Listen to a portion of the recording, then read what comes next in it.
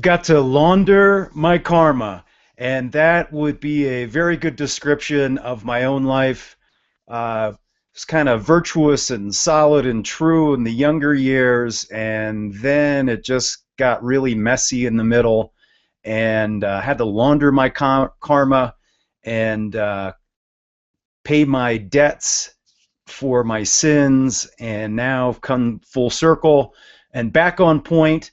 But you don't know that. So this is a broadcast to make sure that you know that I'm a Joshua trying to lead my people to the promised land, as opposed to a Judas goat who's just trying to distract and confuse. And sometimes that happens when you're just ignorant, because I was giving a lot when I first woke up. I was giving a lot of information that was ignorant of the true message of the prophets.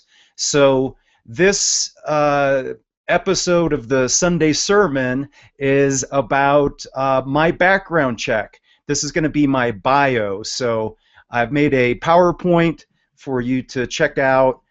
Could be watched. People will be able to listen to this via podcast as well. So I'm going to screen share here, and give it 1 second. This is broadcast through, oh goodness, what do you call it? Here we go. Be patient if you would. Okay. There's a picture of me is actually on the border where we had some survival property up on the border to Wyoming. It's actually in Colorado, and it's a copy of me. We're standing on the border. Welcome to colorful Colorado, holding some mile-high hours and mountain hours. And this is important. Fundamentally, we're at war. Humanity is being warred upon, and got to make sure you're knowing that you're listening and taking advice, or being entertained at least, from somebody who's reputable. So I aspire to be a Joshua on behalf of my tribe and lead them to the promised land simply by following the the sacred economic law. And it's important that we all do background checks on whoever we're listening to, so that we don't follow a Judas goat who either willingly or ignorantly or for whatever reasons is leading his tribe to nowhere, to not getting anything done at all, just a false prophet with false solutions. And so since we're being warred on, it's necessary that we have good leadership. And this is my bio and qualifications. So we are faced with a daunting task right now. We are, as humanity, it seems like an impossible situation. Humans have become inhumane. We've been divided with hate and war. We're drugged down, dumbed down, distracted. Our environment's being destroyed. There's plastic floating as the size of Texas in the Pacific Ocean.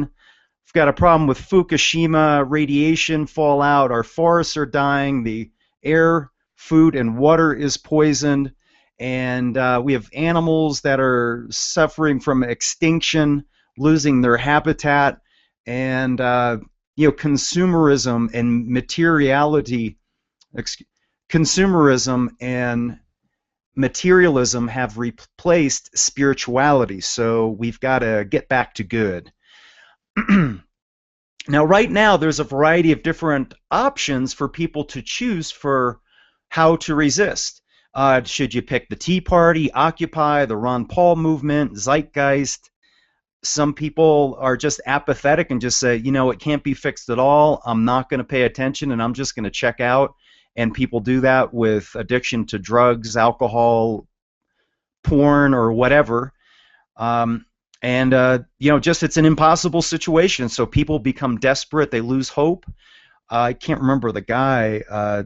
there's a oh gosh, there's an FBI uh, whistleblower who just was, knowledgeable of all the corruption going on, and he just killed himself recently.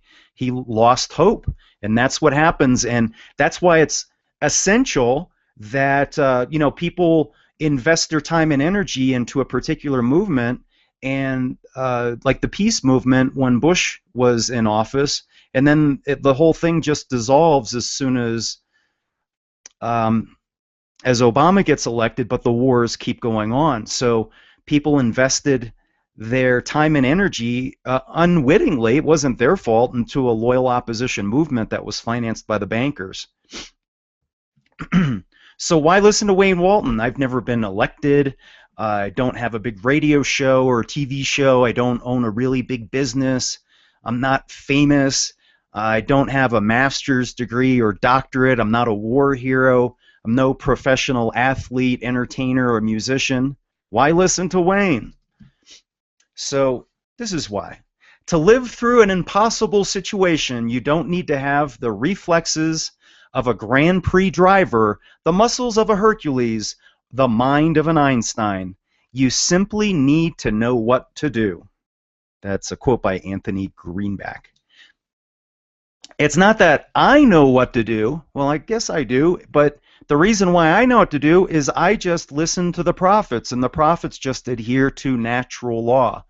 Natural law is what humanity needs to do because they're in a seemingly impossible situation, but so simply by following natural law and the prophets, humanity can emancipate itself. We have to stop listening to the law of man and listen to the law of the Creator or the law of nature instead. And that's what the usury-free jubilee, monetary reform, love revolution is all about. Natural law exists. Natural law just exists. It's not something that man creates or man does. Whether man was on the planet or not on the planet, natural law would still exist. Like seasons, gravity, or the Fibonacci sequence.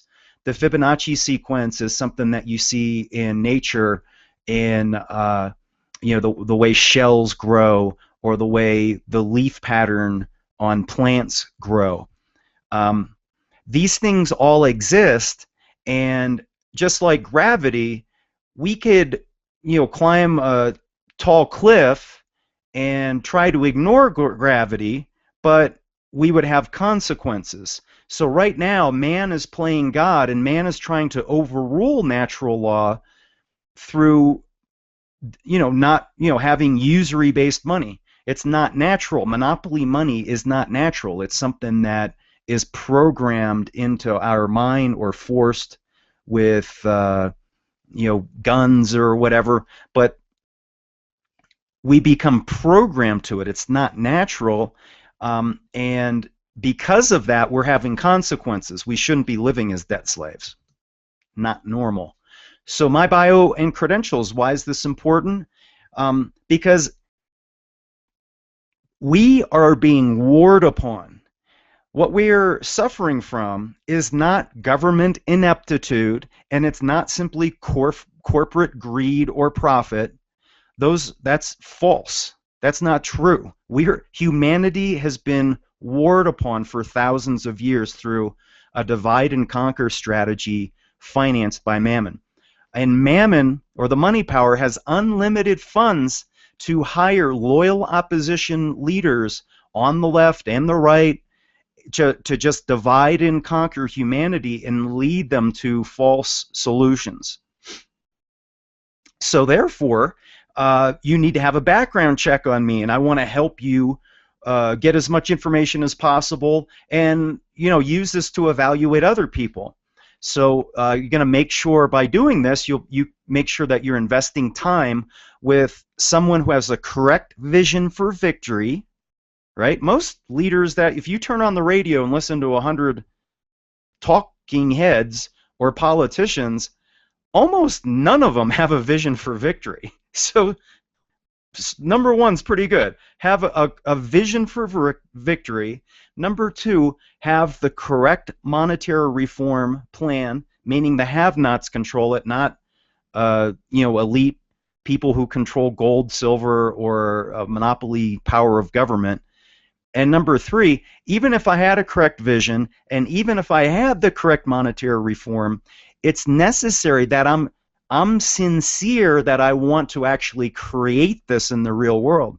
Because I could pretend that I have a vision of victory, or I can pretend I have the correct monetary reform, but in the meantime, purposely, if the bad guys hired me and I was loyal opposition, I could purposely try to demonize this entire idea of the usury-free jubilee and make it a destructive thing, and make it, even though it's the correct solution for victory, the way the bad guys would destroy it, like everything else, is they put somebody in there that has personal issues, or they're corrupt, or they get sold out, or they purposely spoil the well, you know.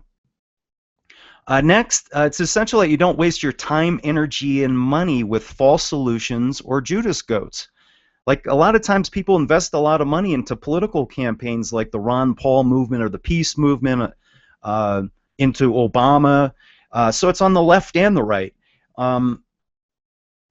Before the last election, I could tell, like, it was, unless whoever you're voting for has a foundational plan for reforming the money system, there's no point to it at all. There's no point in having an election, because the money power rules, not the politicians.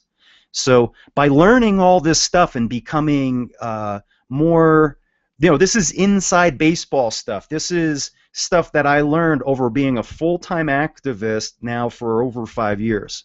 So this knowledge accelerates the emancipation, because if I become corrupted in some way, even though by knowing all this stuff, you can still pursue the usury-free jubilee, but it becomes a leaderless revolution, so to speak. There's a quote by Buddha: "There are only two mistakes one can make along the road to truth: not going all the way and not starting." So some people remain blissfully ignorant, and the other problem is most people, even though they wake up and they say, "Oh, I woke up this period of time," but they're worshiping the golden idol and saying they woke up. Well, they didn't wake up. Worshiping gold and silver and not believing the value of human beings, you haven't woken up yet. Or believing that a Bitcoin should be the value that issues currency, or a government has more valuable value than a human being or a corporation, that's not going all the way. So you got to go all the way. So I have a picture here of the Death Star from Star Wars.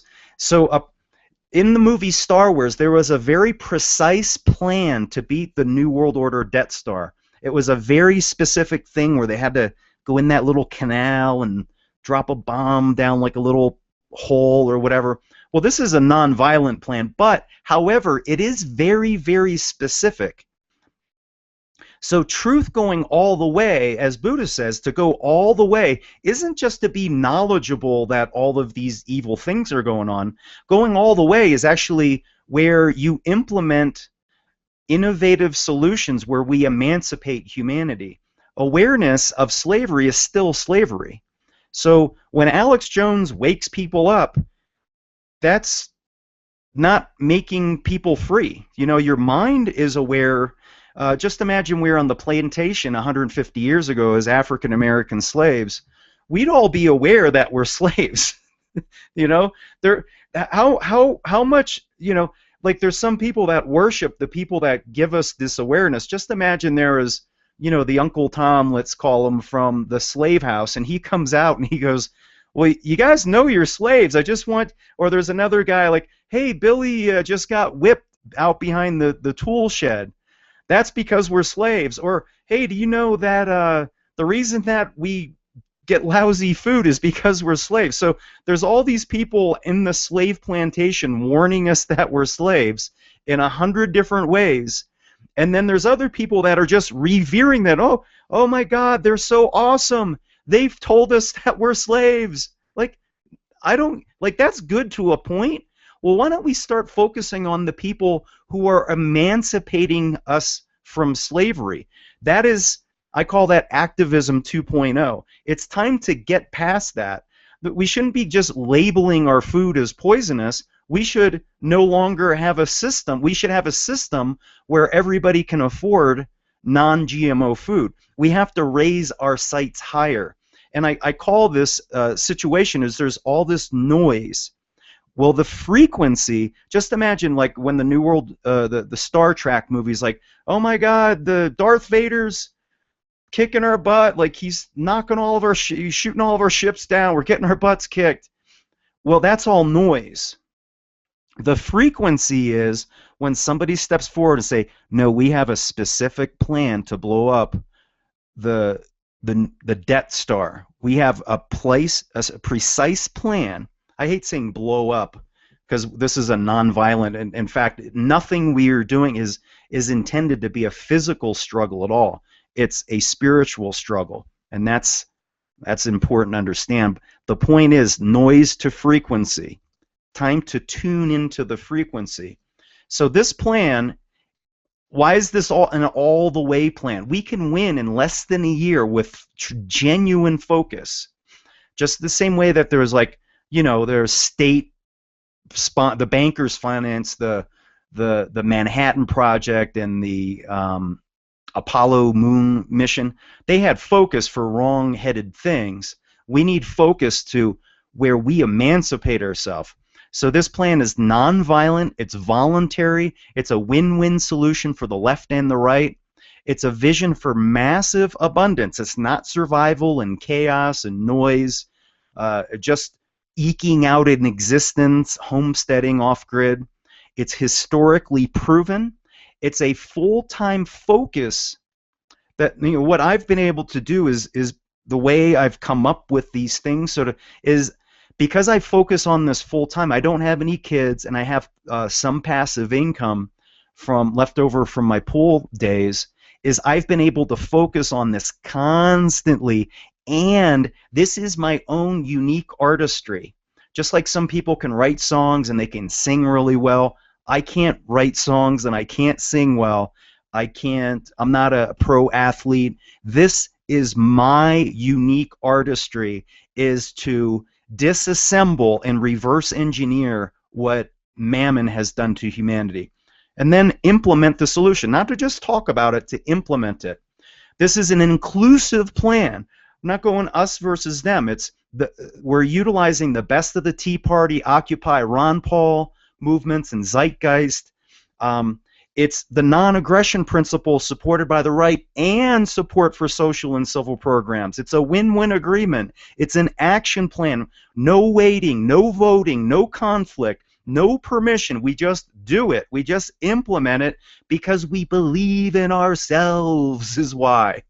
And in the meantime, it's for believers and non-believers, because I've been, for the vast majority of my life, I was a non-believer. So we've come to a crossroads. Are we going to continue to permit evil to wage war on humanity with impunity, or are we going to lead our people to the promised land? I've got an image here of good, making a crossroads in the road. What do we do? So this idea of loyal opposition and Hegelian dialectics is really important to understand for people as they wake up. So money issued by the have-nots is the foundation of the usury-free anti-monopoly money movement, because a restaurant owner can issue a gift certificate. That's money. That's anti-monopoly money issued by a human being with their signature. Well, that food that's really backing, you know, the restaurant owner, the value isn't the gift certificate, the value is the food. Well, that food is more valuable than anything that a piece of paper called the government can create, or a piece of paper called the corporation can create, or a piece of paper called you know, Wall Street. So what we need is society where human beings are put back into power. So we want a humane society, so the foundation of that is human beings are the most essential ingredient. So again, this is implementation and not theory. When a restaurant owner issues a gift certificate, that's not theory. That's real world money. You can redeem that and get a meal. The same thing works with our money. It's based upon the exact same thing. Each one of them are signed into existence by producers locally. And there's this idea that knowledge is power. That's not true. Knowledge is not power. Implementation of knowledge is power. And we're at a stage right now, you have a whole bunch of people talking, talking, talking. It's time for implementation, because that's where the rubber meets the road. There's lots of people who say, oh, we need gold and silver money. Well, I invite you to go set up a monetary system based on gold and silver in Florida, for instance, where there's no gold and silver. Or even here, I'm at 10,000 feet in Breckenridge. The entire community was established on gold and silver as a mining town. There's no gold and silver here. You can have to mine and rip up the land and everything, but the common people don't own the land. You can go panhandle, but it won't be much. You won't have more than the gold monopoly. So this podcast or these videos, this is about, it's not a talk show. This is about doing. It's a radio do show. So, and it's important to, as you evaluate loyal opposition, evaluate people on their fruits, not their good intentions and what they talk about. Just like Barack Obama he's against war and he's for transparency, right? Well, the same thing goes with talking heads. What freedom have they created? What have they created as a monetary reform solution that threatens the monopoly bankers, and then be accountable for the outcomes? So a great way to identify loyal opposition is when they're advocating violence or a physical struggle, advocating fighting, us versus them kind of thing, where we're good and they're evil. And when if you have if you're a talking head and your radio show is based upon, today it's the police state, tomorrow it's false flag, the next day it's GMO, what you're basically doing is building up the power of the enemy, so to speak. You're basically, look at all this evil stuff they can do with impunity. All that does is to make humanity become helpless. And that I had my own problem when I first woke up, because I was telling my family about it and scaring them, and so by effect, I was operating as what you would call a useful idiot. I was ignorant, and by doing this, as I was being a propagandist for the bankers, by keeping us off grid and in fear and not living powerfully. And another way to identify loyal opposition is, what sort of monetary reform do they promote? Like, the golden calf is the definition of the false idol. So if you're promoting the golden, definitely distinguish between gold and silver are good to have as an emergency, just like it's good to have gasoline in your car as an emergency or storable food. However, a gold money system where everybody's dependent upon gold in order to trade, that is very, very destructive for the have-nots. And I was a promoter of those things from, when I woke up in 2008 to about 2012, I was supporting wrong, incorrect monetary reform systems, including the greenback. And remember, this is foundational. The bankers don't protest. They don't vote. They don't petition. Bankers issue money. So be the change means that we don't need to protest. We don't need to vote. We don't need to petition. We need to be the change. We need to be benevolent bankers. So getting back to noise and frequency, noise is confusion. It's a bunch of people like I was for a long time, because I wasn't listening to prophets. As soon as I was listening to prophets, now it's not fear-mongering and running and living off-grid and storable food and survivalism. It's no. We can have massive abundance in the promised land, in the kingdom of heaven, in less than a year. Rise up, let's kick some butt, focus, and have a jubilee. How's that like for the difference between noise and frequency? noise is fear-mongering and protesting, political theater and this angst and anger. Frequency is the love revolution. We are one. We are all debt slaves to the money masters. We have a common enemy. But in the meantime, we love the sinner and hate the sin. We hate the sin of usury. We don't even hate the money masters. We are all one love. God created all of us, even those sinners, and we're going to reunite humanity. We're going to hire the enforcers to work for us and make them a better deal. And that's the Jericho plan, basically. And it's important to realize our thoughts become our reality. So if we're immersed in fear and we're constantly fear-mongering, we manifest all these evil outcomes. So our thoughts become a reality. You know, if people showing the scary stuff from the back of the dollar bill, Norvus Ordo Seclum, and Brave New World, and we're all being dumbed down, and all these scary themes like it's a prison planet. If we focus on that stuff without solution, we become propagandists and grow the power of our common enemy.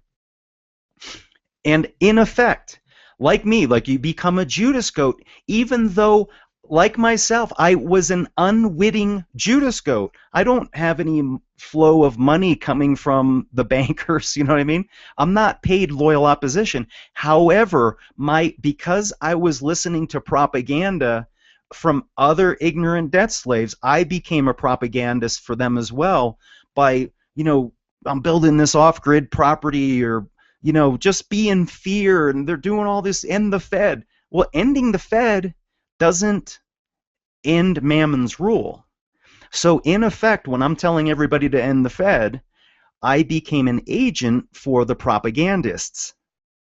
So there's also paid loyal opposition at the top ranks.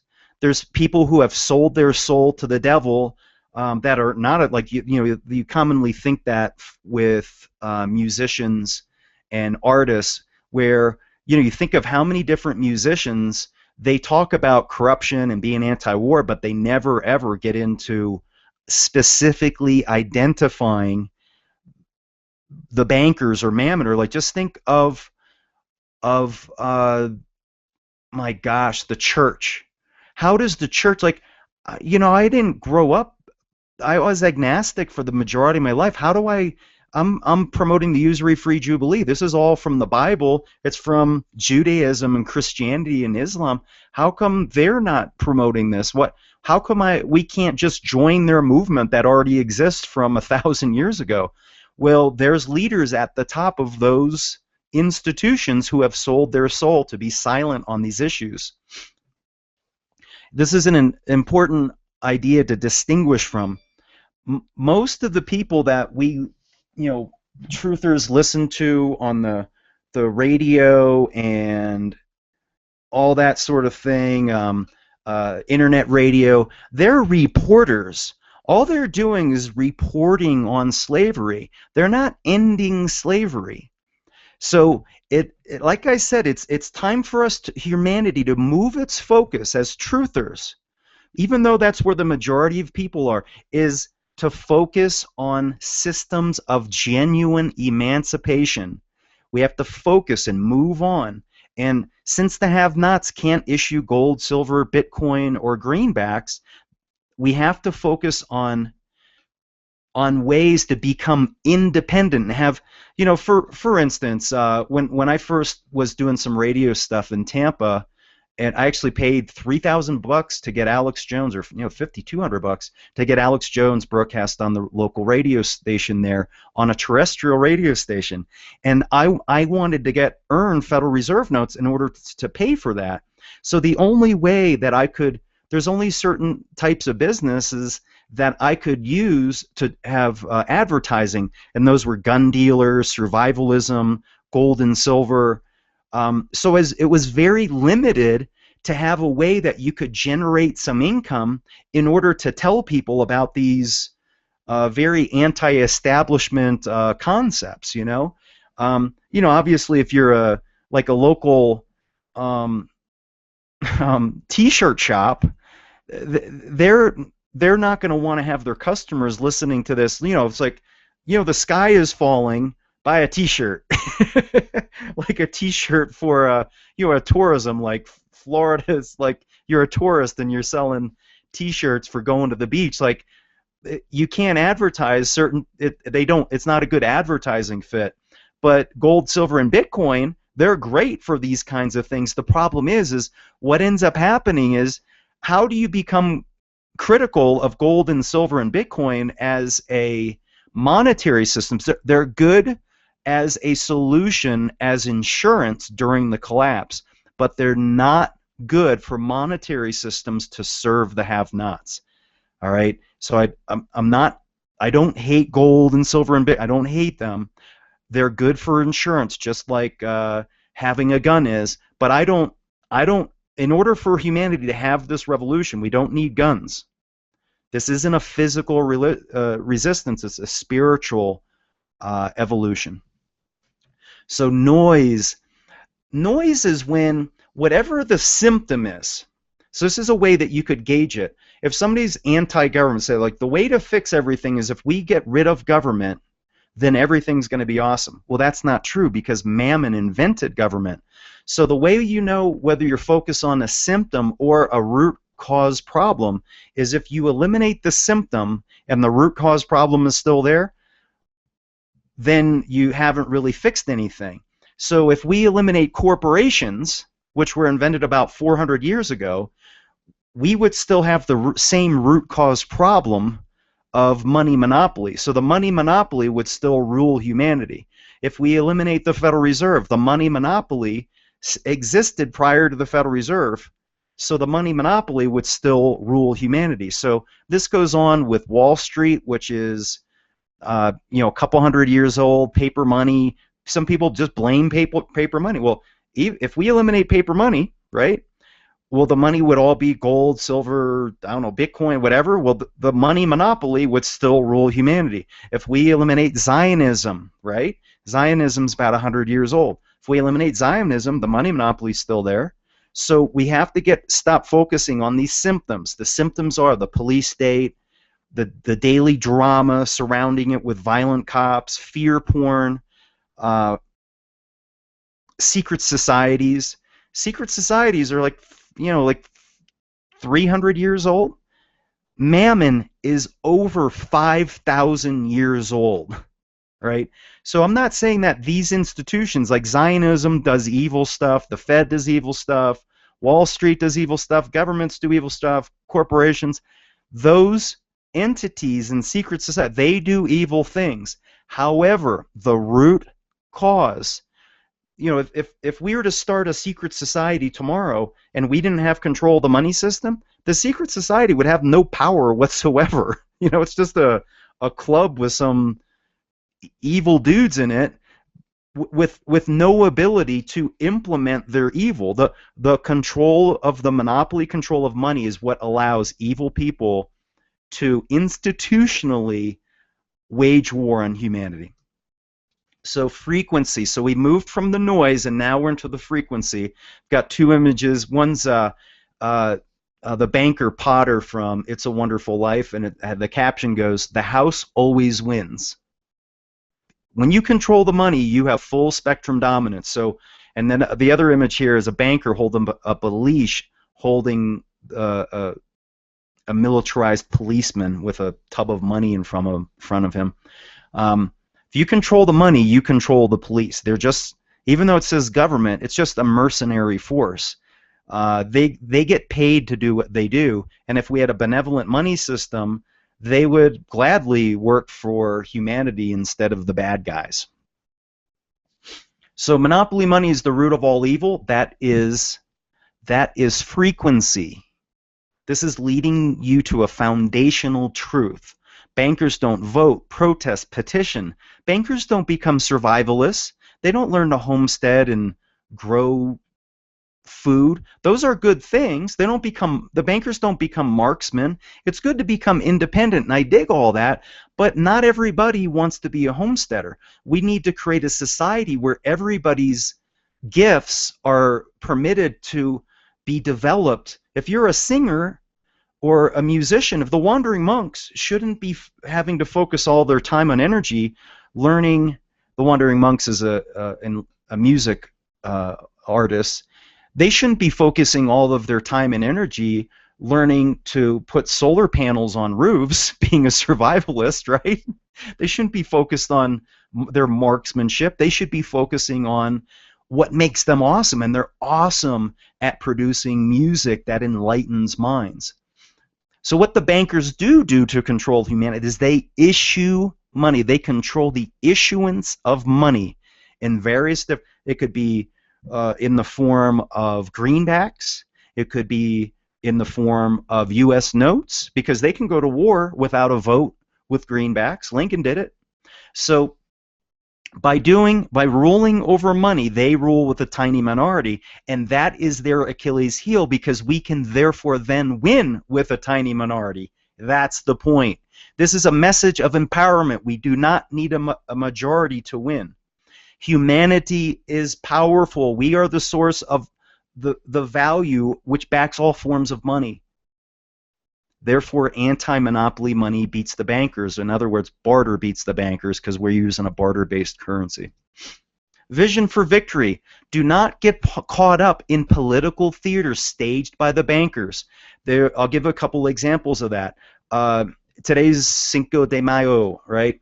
On May Day in Seattle, there was a march by, I'm going to show you an example on the left of banker staged theater, and another episode on the right of banker stage theater. No matter who wins the contest, the bankers win. Behind the scenes, after all the protesting and blood, sweat, tears, death, and destruction, the bankers, before and after, the debt slaves will still be using the same monopoly money. And that's the whole point. As long as we're diverted by these, because the theater engages our emotions, and we get attracted and drawn into it. Who do we support? Do we support the establishment police, or do we support the protesters? And then we invest our time and energy into one of the sides, and then we demonize the other side. And there's one. Here's the one from the left. In Occupy, they had May Day protests where the anarchists on the left. There's anarchists on the left and on the right. They were marching in the streets with their black masks and black protests and black flag. They're anarchist, atheists on the left and the right. Surprise. Protesting, and they light dumpsters on fire and break shop windows because they hate the corporations. Which have taken over the planet, and that's true. And humanity is being warred upon. They actually reserve the right to be violent because they acknowledge that there's a war, and I want to give credit to them, because there is a war going on. Like Avatar, the movie, there is a war, but I do not support their response of violence. So then what happens is, when you watch these things, there's a TV interviewer that's trying to, hey, why are you protesting? Like, because you're here, because they're just being very aggressive in their language. It's separation consciousness. It's not the love revolution. So here it is, the people get divided and conquered, because there's some people on the left that would support them. There's some people on the right that don't. That then what it does is, there's some people see that and they get scared, and actually then they want to support financing and growing the police state, because they're afraid of these violent anarchists. Similarly, on the right, this is the Tea Party. They have the BLM versus the protesters. I'm not going to focus on whether the Bundy guy was in the right or whatever. Like, it's a non-issue. The issue is, Oath Keepers came out, and there's these other activists who are members of different militia groups that came there to defend the ranch. Both of those groups end up accusing, these are both armed militia groups of the Oath Keepers, led by Stuart Rhodes.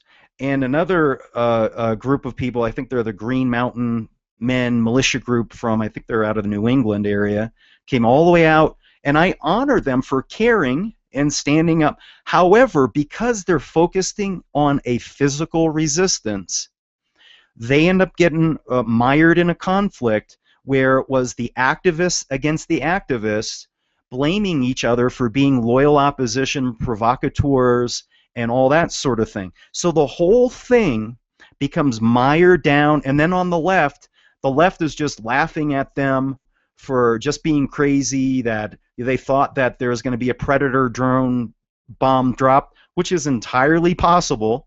So the point is let's say everything went wrong, where the Predator drone bomb did come and a whole bunch of people died and got blown up, and it erupted into a violent civil war.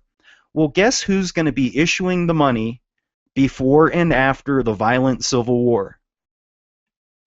Right?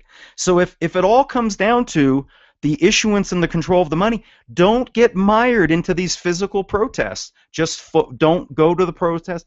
The bankers aren't there. The bankers are not there. So the solution is for humanity to focus, focus, focus, focus, just like the bankers did. That's what the bankers did that we have yet to do, is they focused on monetary issuance.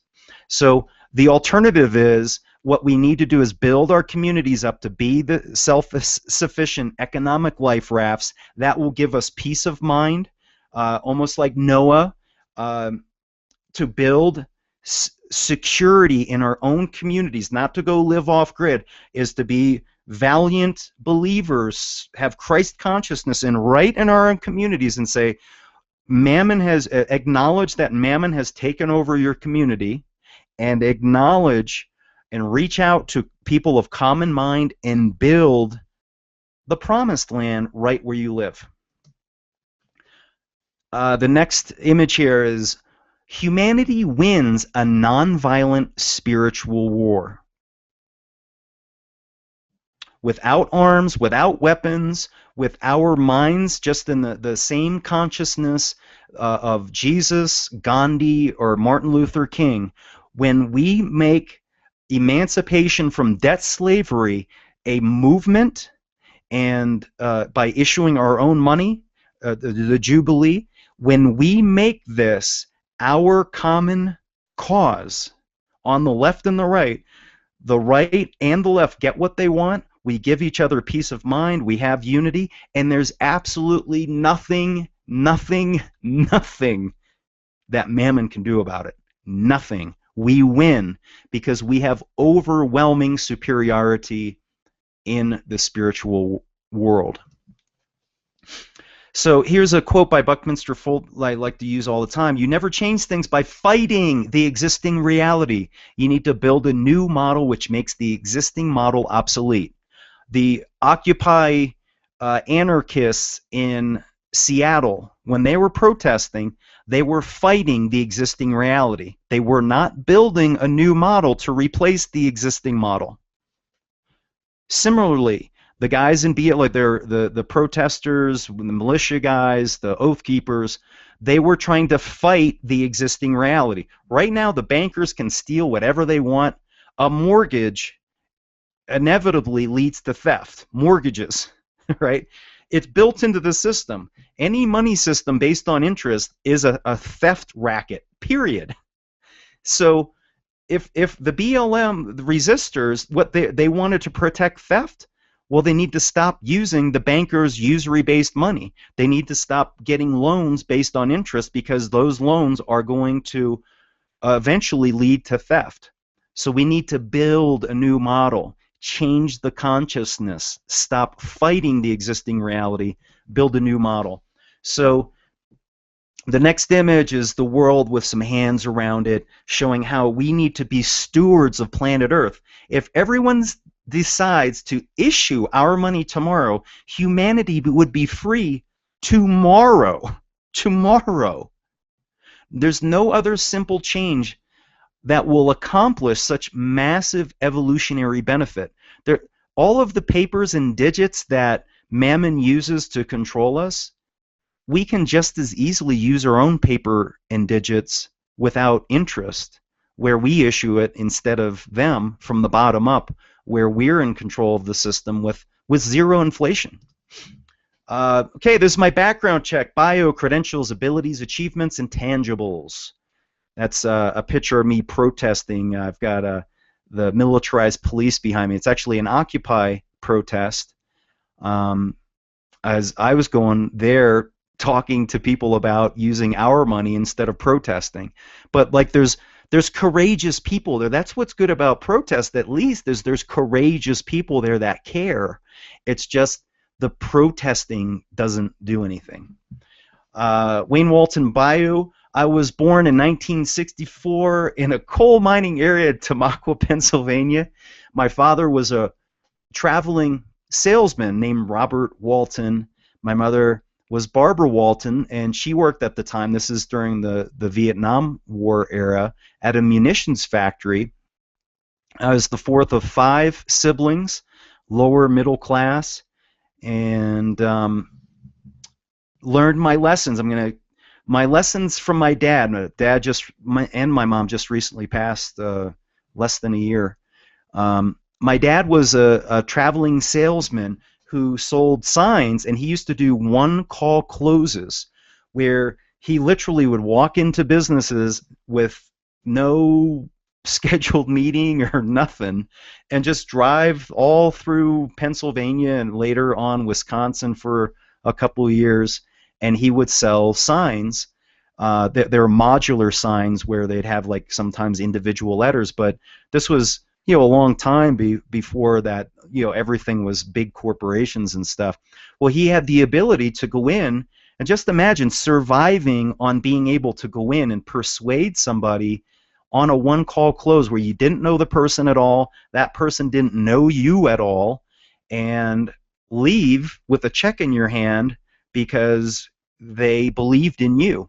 And that was my dad. He was, and to raise a family of 5 based upon your own belief that you can continually do that over a long period of time, that is very, very impressive. My dad, after he got out of the Navy on the GI Bill, he got a degree in economics from NYU. He actually got my mom pregnant while in the Navy. That's so funny. With my eldest sister. And he was self-employed for most of his life. And, we would sit and watch for hours military stuff, and I was really interested in it. And I think because I was interested in it, he would just watch it because he would just want to spend time with me. But he definitely, maybe right when I was getting out of Marine Officer Candidate School, he told me about Pearl Harbor being engineered by FDR, and it just destroyed the whole glory of war for me. So he respected the military, but he knew war was a lie. And my dad was always there, and I love him forever for it. And I still talk to him when I go run. And I ask him how to persuade humanity to believe in themselves, to create this love revolution, because the only thing that's lacking is humanity believing in itself. My mom's listened. My mom was a hard worker. I worked side by side with my mom for a period of time where we had a clothes, like a Goodwill collection company, and we go pick stuff up. It was a family business for a little while, and my mom worked her butt off, man. She had a positive attitude, and mine would drift into negativity, and she was always positive. She would just shut up and work. She got a northeastern grit. Her mom was actually from England, so my mom had a New England crossed English accent, and it was always really regal because we were like in the coal mining area, so it was not regal, but my mom had that regalness to her. But in the meantime, she was gritty and hardworking, always there. She was thrifty and grew up during the Depression and World War II. Her dad fought in the Navy during World War II, so she just had a hardcore-ness to her, but she's always upbeat. And my mom was a badass, just like my dad. So strong men, strong women. Here we're just shooting trap shooting in I think we're in Florida there. But left to right, that's me, my dad, my brother, and then on the right there is Bruce, my brother-in-law, and Bruce and my sister Karen. Um, I don't know, man. They've been married maybe 20 or 30 years, so it's a very stable relationship there. Um, so a couple pictures of me with family, and I don't have a whole lot of pictures of me then. It's different back then. Like the cameras like now are just they're so omnipresent because they're on your phone. You just take pictures all the time of every little thing. But I'm just missing huge number of pictures from huge swaths of my life. So I grew up. It's living here in Allentown from the Billy Joel song. It's about an hour from Philly, 2 hours from New York. This is the Rust Belt, which was gutted by the bankers when they offshored the arsenal of democracy to the third world, China. Bethlehem Steel was like a big part of this. All of the industry, once it left, people were just hopeless, out of work. They lost their dignity. Basically, I moved while I was in Pennsylvania. Went from Tamaqua to Allentown. They're very close. And then Shippensburg University for 3 years. The Amish are all part of that community, so it was interesting to have that. So that's basically from 1964 to 1985, roughly, till I was 21. Then moved to Florida. These were kind of like the Vietnam War era to the Reagan years.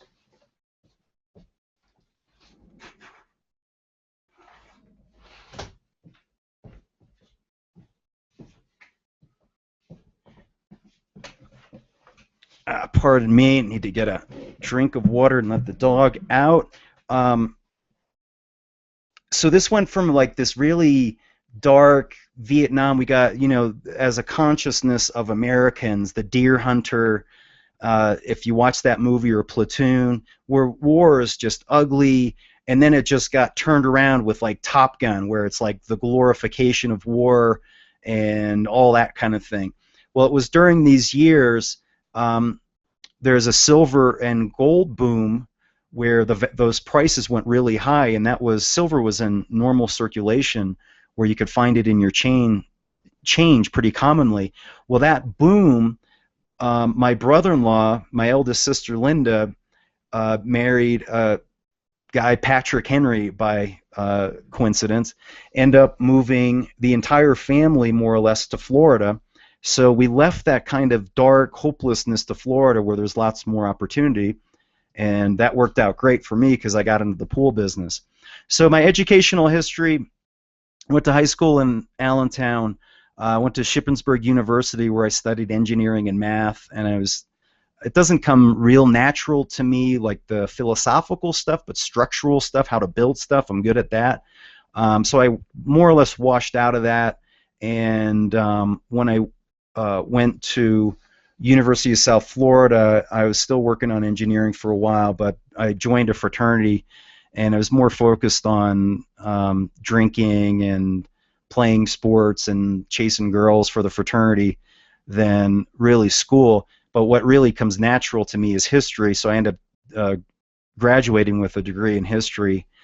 And so my lessons from learning history is I really like military history. I like tactics, strategy, particularly the Civil War and World War II. I love playing chess starting from when I was really young, and like the motivation behind war. And what after I woke up, I obviously came to realize that my degree in history is worthless. But the foundational things to learn about history is, number one, is history repeats, or from the Bible, there's nothing new under the sun. Also that the victors write the history. So all the history that we know right now isn't the government didn't teach it, the bankers taught us, because the money monopoly was always financing the government, and the money monopoly always makes the government seem violent and inept and that's how they demonize them, and the basically the money power is pulling a false flag on government or corporations. And this is an important thing. Is there's two ways to conquer a nation: one by sword and one by debt.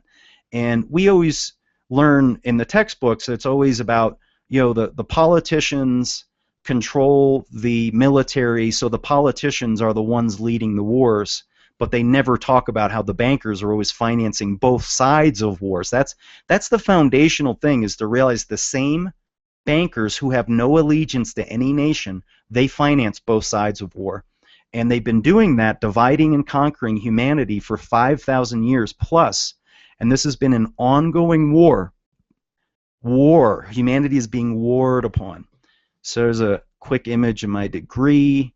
I'm showing my credentials because I want you to see my history. I don't want to be like a Barack Obama where nobody know where they came from. I'm going to show you some of my background. So I was a member of a secret society fraternity. I don't know if it's secret, but I was in fraternity, and I don't want anybody to confuse that with like the Skull and Bones, which what's his name, Bush was in, and all that. We didn't do anything. We just drank a lot, chased girls, and played sports. That's what we did. Just the base instincts of what guys everywhere, the things that ramped up like the evil that I got kind of indoctrinated into, or I led it. It was my own fault. I don't want to blame anybody else. My sins that I participated is like when you get a bunch of guys around that drink, you get into fights and you do shit that you wouldn't normally do. When you have insecure guys like myself that have no other identity, and that plays the same with like the Marine Corps. That becomes your identity, is that you do things like guys in groups. They do stupid stuff that you get muscles, like, oh, I'm tough now because I have all these guys, right? And as a small dude myself, I definitely participated in that, and lots of the stuff I do on my own otherwise, but it gets magnified when you get into groups, and it just becomes extra destructive. So, but I did some constructive things for the fraternity. I was the rush chairman, where I would recruit new people to join, and why should they join your fraternity instead of some other fraternity? And our claim to fame is like we won the sports trophy for 20 some years, and we would have really big parties, and our fraternity was really big, blah blah blah. I was the pledge educator, where we'd have 30 or 40 guys join the fraternity, and I would be in charge of basically getting them to swallow the indoctrination of the fraternity, where you'd make it fun. I never was about hazing, making them do stuff that wouldn't benefit them. I would make them do things that they wanted to do, like go talk to a girl that they were too afraid to on their own. But I would make them do it. or we'd have a big party coming up, so they'd have to hand out flyers and like just go do fun things, and generally stuff like that. It was organizing parties, and we weren't saving the world or nothing like that. There was supposed to be some philanthropic things we were supposed to do, but generally speaking, it was all pretty lowbrow. Leaving all that, a large majority of these guys went on to, like myself, having their own businesses, employing other people, and doing good things. But you're just doing what the society has guided you to do, not knowing anything about all of these deep problems in the system that are born of monopoly control of money. All right, my marital and financial history. I've been divorced 2 different times in very short marriages because of my own fault, because it's just a hedonistic man-child. And that's what the society grows. It's dependent upon just men that won't grow up. I actually got a vasectomy when I was really young because I didn't want to have any kids. I just wanted to remain a child and not have responsibility.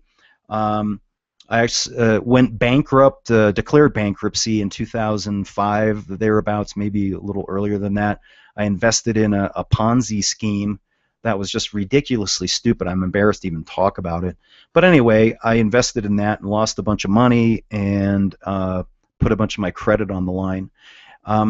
Since I woke up, I've actually liquidated my retirement account in order to finance Our Money Systems for free, where I did the print and set up the currency in Colorado, Florida, New York, and Tennessee, because I wanted to show people. We did all 5 of them in less than 12 months to show people how quick that we can have a revolution, a monetary reform based on barter. Going to the chapel, that's my girl Robin Boyce with Paul Glover, engaged to Robin. We've been together for 13 years. Actually got my vasectomy reversed a couple months ago now. It's Cinco de Mayo of 2014. We're due to get married in a few months here in July in Breckenridge. So that's Robin with Paul Glover. We actually visited him in Philadelphia, and he's the inventor of Ithaca Hours. So Robin and I are both down for the fight. Like, we are activists down with the resistance. The work history is I worked in that coin shop, as discussed earlier, from I was 13 to 15.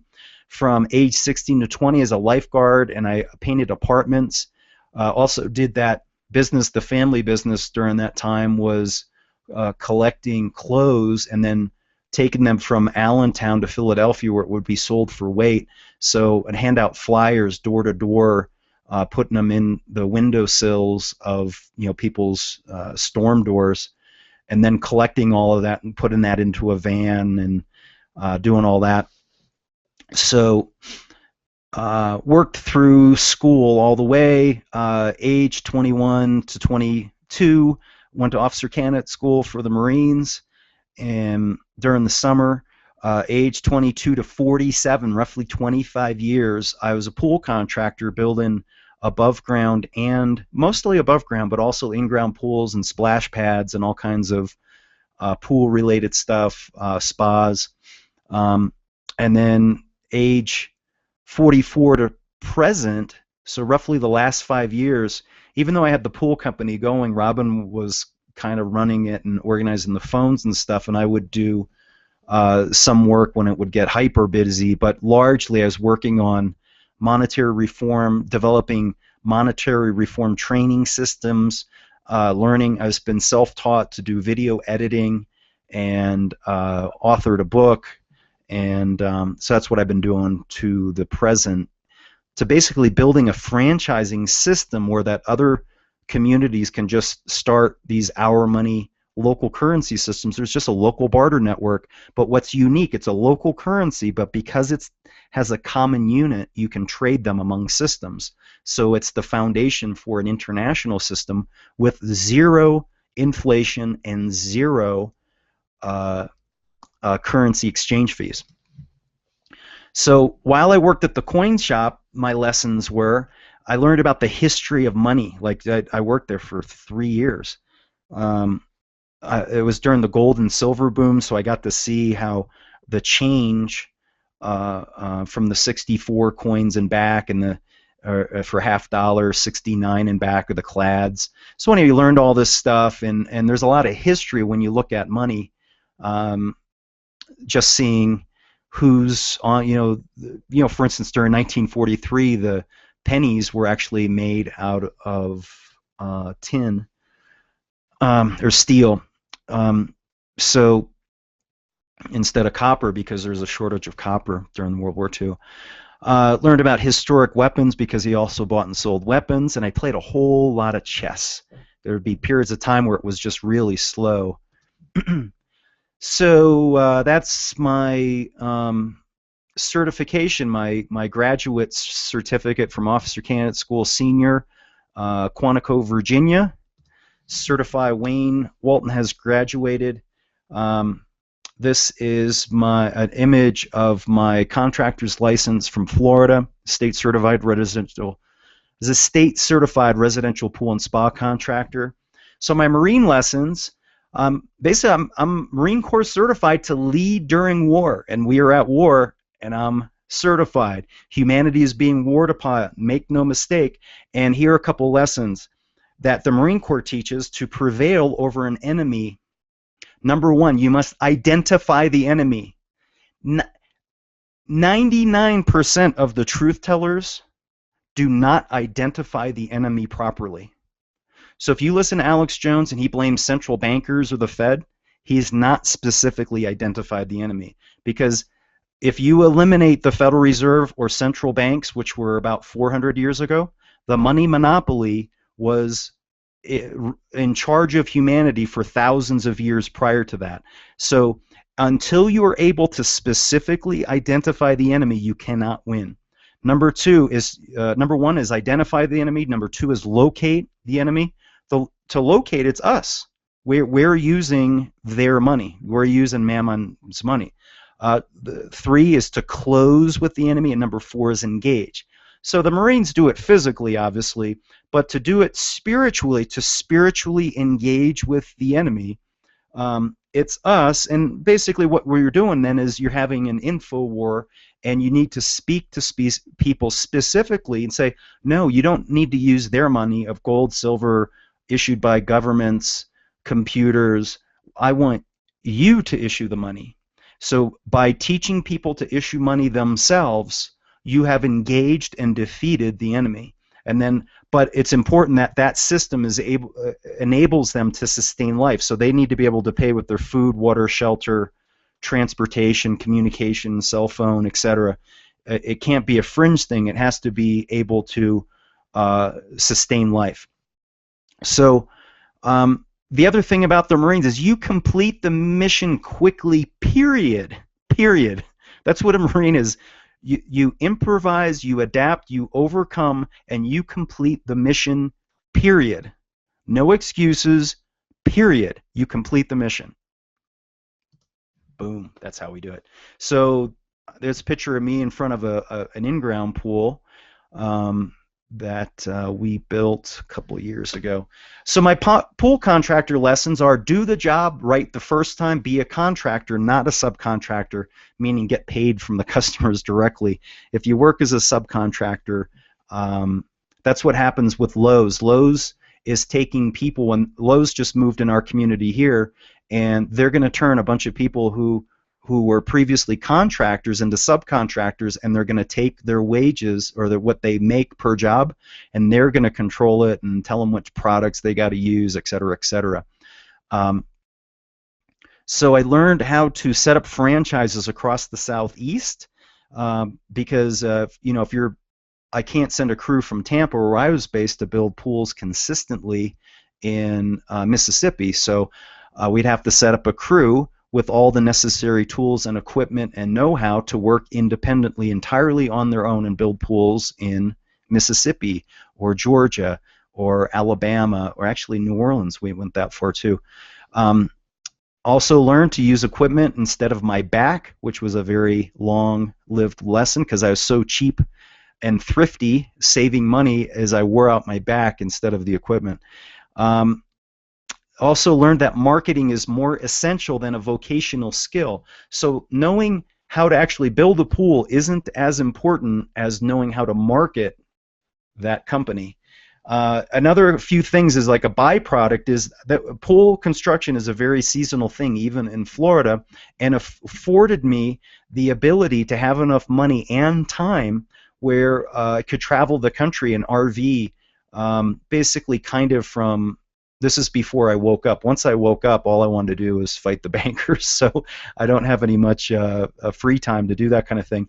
But while I was doing it, I studied heavily marketing, personal development, and I got to see the country, and I love being out in the wilderness, and generally like visiting cities for a little while, but I like being out. I'm a naturalist. I like being out in the country and like having the freedom to just come to an intersection and turn left or right and then pull the RV, being completely self-sufficient, where you don't need to unpack or anything, and you could sit by a stream, and then I'd just go for a run and follow the stream up to the source of the mountain or whatever with my dogs. And that, to me, was living in the most beautiful and awesome way. So activism history. Before I woke up as a lifelong Republican, Ronald Reagan Republican, pro-war, a spiritual agnostic. I voted for McCain and Palin in 2008, but I haven't voted since, nor will I. And Robin and I were together at the time, and we became the organizers of We Are Change Tampa, and we did that for a few years, and then we decided upon a strategic relocation to a 40-acre off-grid survival property in Colorado. And but while we were in Tampa, I did some End the Fed events, Oath Keeper events, got to meet Lieutenant Colonel Robert Bowman. Also, so that's kind of, Robert Bowman actually ran for office as a Democrat. So I'm showing here that I'm not saying we should not the left and right. We actually lived it. It was supported, got to meet Cindy Sheehan, Congresswoman Cynthia McKinney, Green Party presidential nominee Jill Stein, and Green Party vice presidential nominee Sherry Honkala. So when we moved to the off-grid property, it was completely, there's nothing there at all, and we had a container delivered that was empty. So we had nothing, and we built that up from scratch. I hired out to have a well driller because I didn't have the equipment for that, but I set the pump, set the well pump, and there's an image here of me in a motocross bike and a pump house, but built everything. It was run off a generator, then I put a solar panel in. With Robin helping all along the way, we dug up made like a riverbed in there because we wanted to grow crops out of the wind. So it was really windy there on the border. Here's a picture of Robin installing a solar panel which powered the pump. We had a direct current pump. So Robin's really down. Lovely Robin there. We built a survival shed with solar panels on it, completely, entirely off-grid. Robin's, she's down. Robin's from Nebraska, so she comes from a hard-working family. She's with a post hole digger there, digging a hole. We built this shelter for some horses that were there, and what do they call them, alpaca or llamas. Some goats. Goats are unusual creatures. So we also did some activism. Well, here obviously with We Are Change Colorado. That's a group there. That's a picture with Luke Rudowski from the Rocky Mountain Puff event that we had with a bunch of libertarian activists mostly.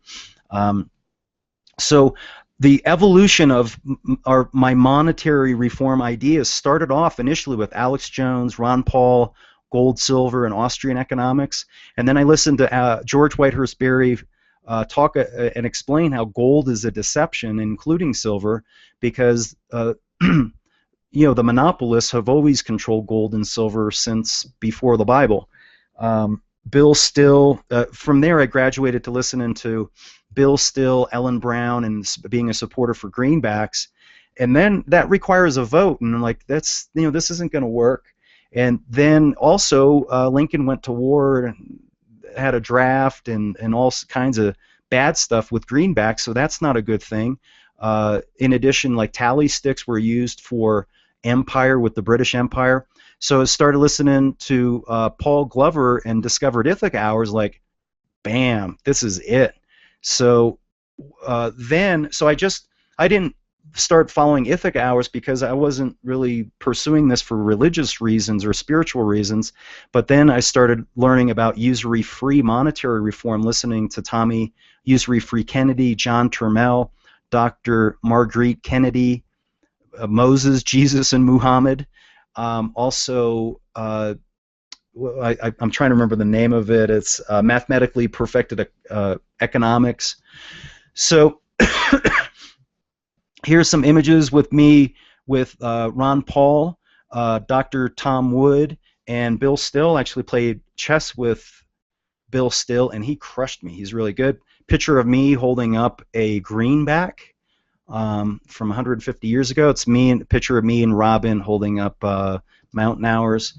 So the reason why usury-free money is so essential is because it's natural law. If you know what a Fibonacci sequence is, that's like a natural. It's a golden mean. It's a natural building block of the universe. And what's happening is humanity is warring. There's certain humans that are warring against nature, and there's man playing God. That's what mammon is. It's man, or the Antichrist, playing God. And by doing that, it becomes very destructive, and there's thousands of symptoms. So this interest thing, it creates mathematic impossibilities. It creates a debt Ponzi where humanity is constantly in debt. So Jubilee is like a season that corrects that. So we have to allow the Jubilee to emancipate debt slaves, give the land back to the indigenous. All of us are the indigenous, and that's the solution, is to live in harmony with natural law. This is what enables heaven on earth. When you go out into the woods, there's heaven. Heaven on earth exists right there. The scarcity comes in is through the money system, a monopolized money system. So my activities, I like hiking at, we live at 10,000 feet altitude. It snows here in July, like where all the ski resorts are. Breckenridge, like trail running, and it resets my brain. And I think that's part of one of the things. Whenever I run into problems, if I go to run up in those trails in the mountains and get into nature and just focus and talk to creation, and literally I talk to my mother and father, and just it calms me, and the wisdom just comes in. I'm a naturalist, like playing ultimate, snowboard, and chess. Couple pictures of High Country Ultimate. Like I'm going to be 50 in a couple months, and I like to run, and generally the kids that play sports against 20-year-old kids, so my fitness is still good. Robin's fitness is great, and we like being active. Sports lessons. So I've played on teams where we've champion teams, like they're minor, obviously, but nonetheless, for football, ultimate, and track. And what it teaches you is to play as a team, but as an individual, your role is to win and keep a spirit where you can win despite being an underdog. So many instances we've played as the the favorite and played as the underdog. It's more fun to win when you're the underdog, because it's like this mental challenge, and that's what's going to happen with humanity. Is we're going to have the greatest victory in all of world history, and it's going to be the David versus Goliath, when the have-nots beat Mammon. Do not quit ever is a lesson from sports. My skill set as a marketer. Strategy, sacrifice. I can build stuff. So whenever you build stuff, everything's built 3 times. You have to visualize it. You write down a design, and then you actually construct it in the real world. So that's what happened with Mountain Hours. That's what happened with all sorts of when you make a book. And you have to be committed to these processes, because there's all sorts of things that will lead you astray. So this is an illustration of my sacrifices. Before I woke up, we had a really cush life. We had lots of money. I could drive a brand new car. That's a picture of me with a Hummer that I had in like 2005 or so. And we had a 2,000 square foot house on a lake on 2 acres in Florida, where we wakeboard in our backyard. Like, it's a nice setup.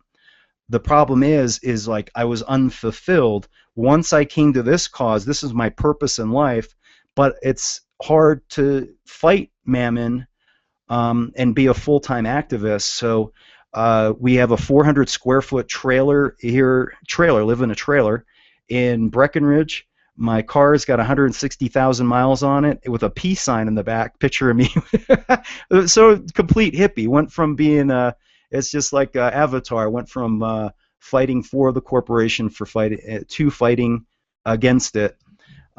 So achievements. So it's important to judge by achievements because achievements are the fruits.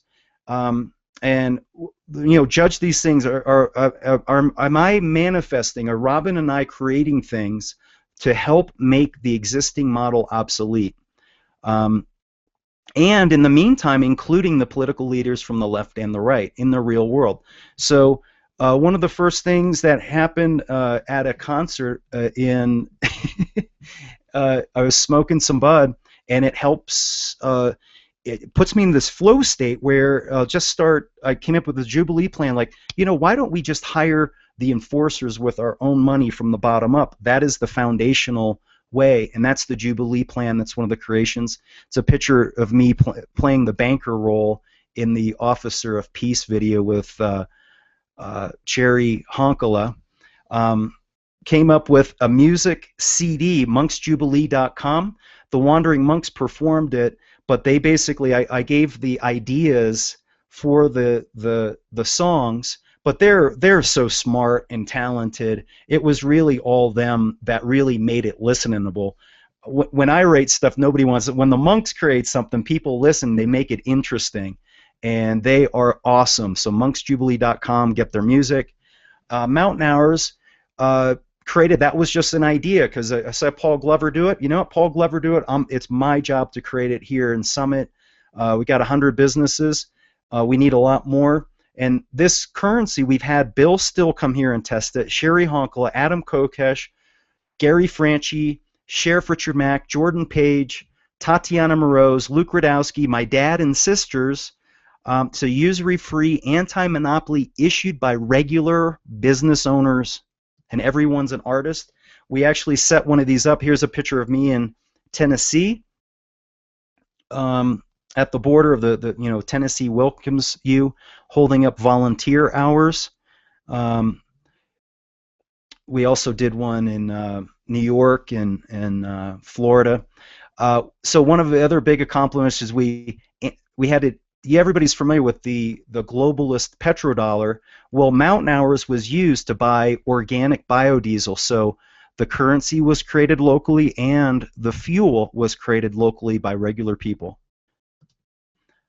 We had Mountain Hours Evolution Radio. It's the first of its kind that I'm aware of, where we had a usury-free broadcast teaching people how to set up a usury-free monetary system where they lived. And I did interviews with all kinds of people, the various different monetary reform leaders.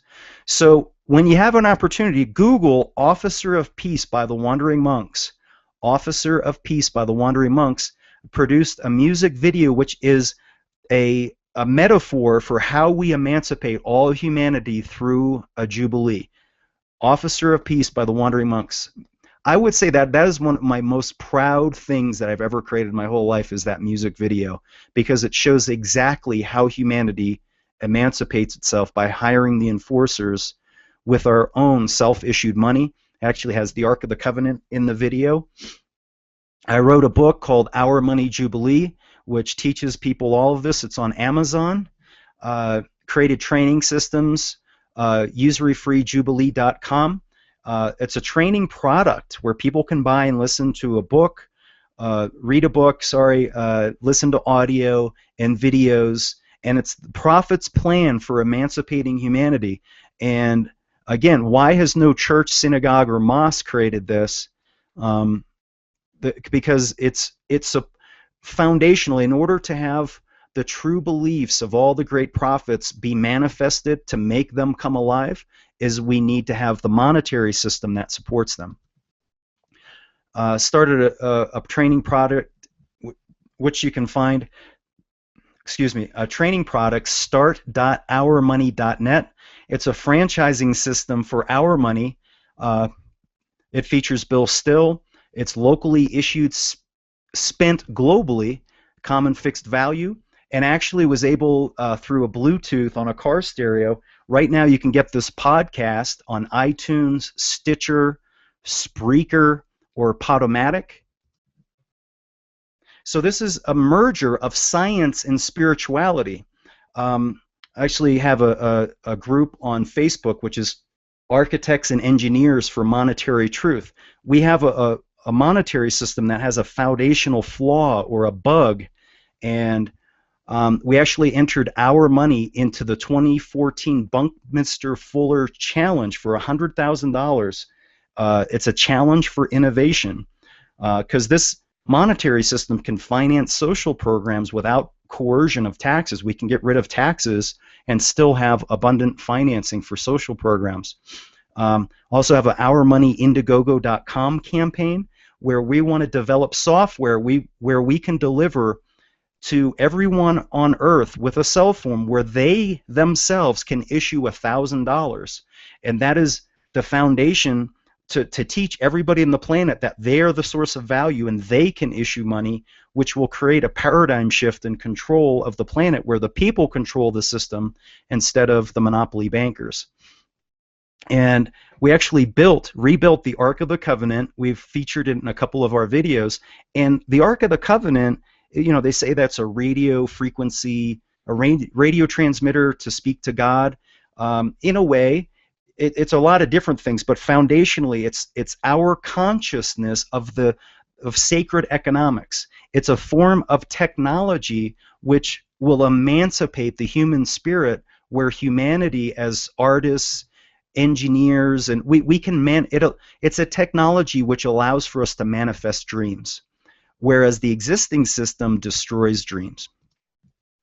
So it's a picture of Robin and I in front of the Ark, holding up the Jubilee CD. We actually we had the Operation Jericho, where we marched the Ark of the Covenant around the Federal Reserve Building in Denver, singing songs of Jubilee. That's how we do it. That's what the Jericho really was. Jericho wasn't. It's a plan for nonviolent revolution. Conclusion. I want, hold this candle up. Judge not lest ye be judged. I want you to judge me. I'm putting all of this out. Ask your truth teller, whoever you're listening to now, who is the enemy, right? If they're saying it's governments or if it's central banks, they've misidentified it, because if you eliminate them, you will still remain enslaved. So it's essential to identify the money monopoly. Also, it's Smeagol, which exists in each one of us, which is our own self-limitation and self-doubt. We need to believe in ourselves and overcome our own self-limiting beliefs, and that's the way that we empower ourselves. We need to become the leaders ourselves. Ask your leader now, what is their vision for victory? Do they even have one? Mine is the Promised Land. Next question is, how will you achieve victory specifically?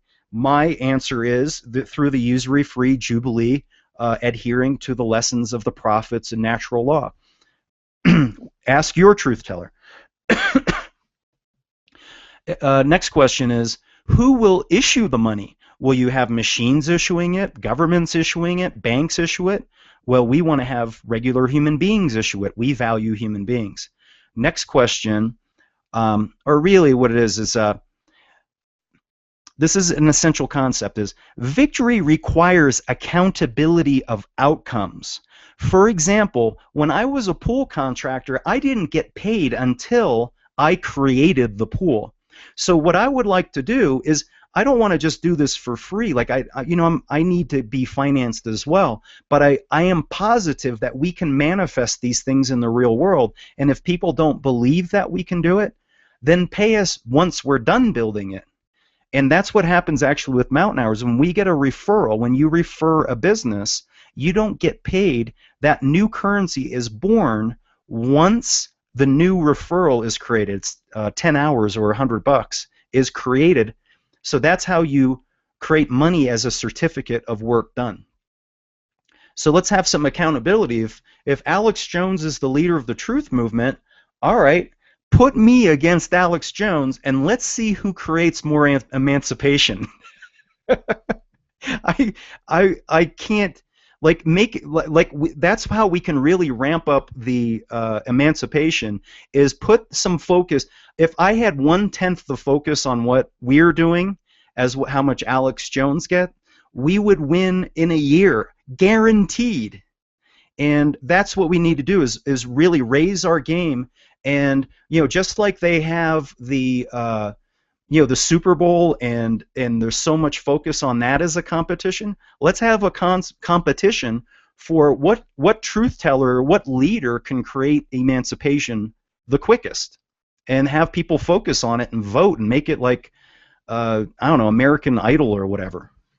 So here's an image of a Marine drill instructor. Stop whining and issue money. That's period. That's what we need to do, is we need to go on the offense and issue money now and win, period.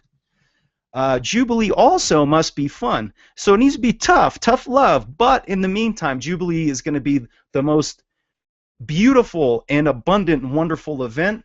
And all of this comes down to is leadership. So again, I want to qualify myself as a leader, as vision, mission, goals, strategy, tactics, and action plans. So that's how we get to the future that we want. So you start with the end in mind, just like if you're building a pool. You have a drawing for what do you want that thing to look like?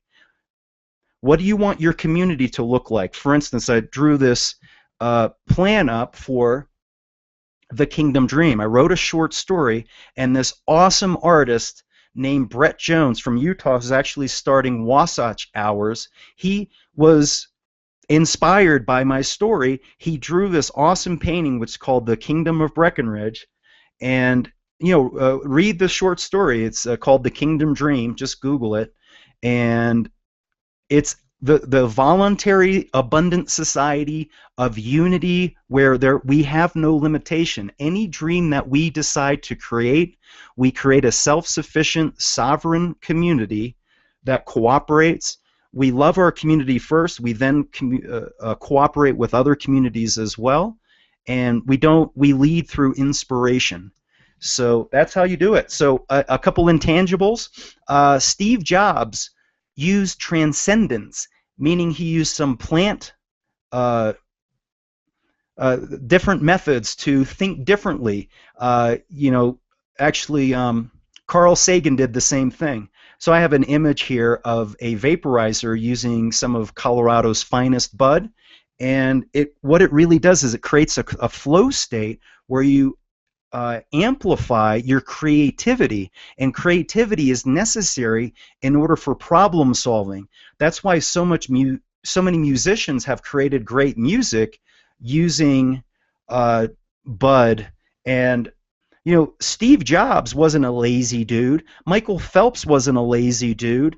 Carl Sagan wasn't a lazy dude. We have to get past this vilification of bud, because it's a tool to amplify our ability to have what they call flow state. Google that term, flow state, and watch some videos on it, where you become hyper-productive, where you're able to create things in a very innovative way. And it happens with athletes, and it also happens for like coders. So I'm listing my intangibles. I'm a believer, and I believe with God all things are possible. And the things that are possible is that it's not possible, it's inevitable that humanity is going to win its victory over Smeagol. It's an absolute con, the greatest con of all time, that we are fearful of Smeagol. Think of that vile creature from the Lord of the Rings, right? That is our enemy. How is it possible that we have yet to beat Smeagol? We can win in months, inside of a year, so it's time to climb that mountain and go big. Hoorah, humanity, let's win. And finally, the last image here, the distance between your dreams and reality is called action. Action, action, action. but it's essential that we make our dreams a common dream of abundance, where our dream doesn't become someone else's nightmare. So the common thing that all humanity wants is peace of mind. And we can create peace of mind with one love consciousness, supporting of the non-aggression principle, a commitment to compassion where we finance all social programs. For instance, my brother is retired Navy, and the system that we will build will support his retirement. One of my best friends from high school is retired Navy. So one love, rise up, my brothers and sisters. Our victory is going to happen as soon as you and I believe and manifest our dreams.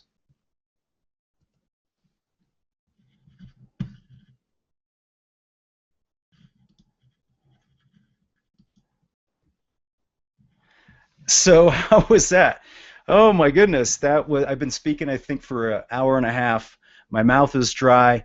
That's all I have for now. Rise up, brothers and sisters. We can absolutely positively win, and it is inevitable that the usury-free jubilee is the state of consciousness which is going to emancipate humanity.